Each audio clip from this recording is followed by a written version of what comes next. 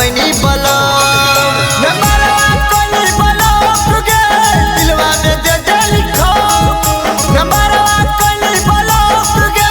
दिलवा में दे दे लिखो सदिया होवे से पहले जान गे नंबरवा कोनी बोलो सदिया होवे से पहले जान गे नंबरवा कोनी बोलो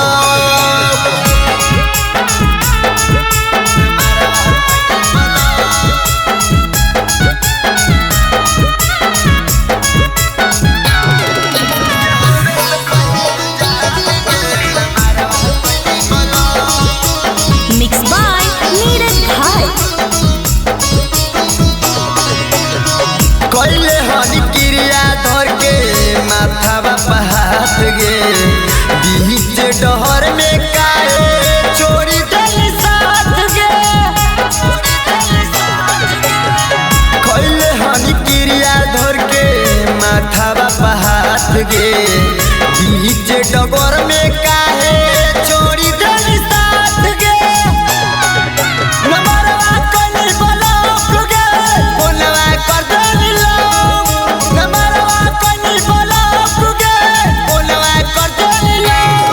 हदी लोगे से पहले जानेंगे नंबरवा कोनी बोलो हदी लोगे से पहले जानेंगे नंबरवा कोनी बोलो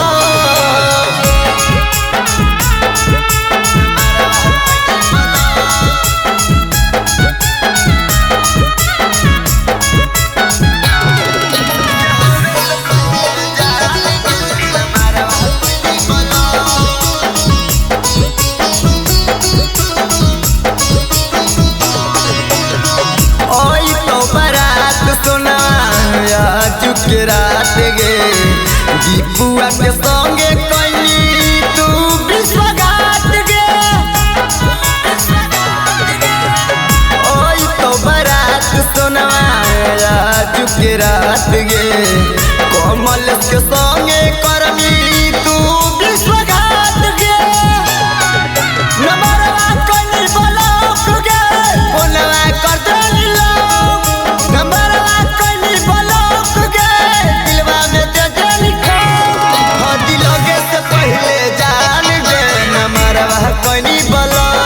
सत्य होवे से पहले जान गे नंबरवा कोनी बोलो कंचन रिकॉर्डिंग स्टूडियो श्रीरामपुर।